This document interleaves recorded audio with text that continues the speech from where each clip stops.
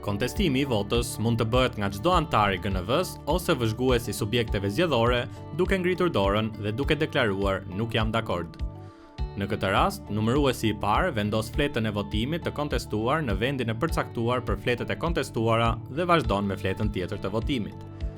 Në përfundim të vlerësimit të fletëve të votimit për kutinë përkatëse, GNV-ja rikthehet për të rivlerësuar fletët e kontestuara.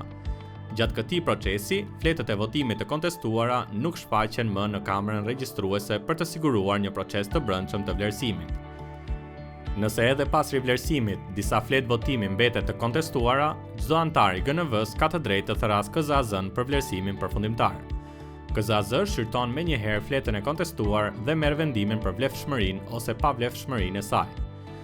Sekretari i KZAZ-s regjistron vendimin për secilën fletë të kontestuar në librin e protokollit të mbledhjeve, i cili më pas përfshihet në tabelën përkatëse të rezultatit të qendrës së votimit.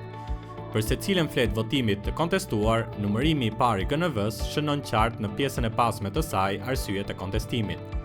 Çdo procedurë siguron që çdo ankesë të ketë një dokumentacion të qartë dhe të jetë mbështetur në argumenta të qarta ligjore dhe proceduriale.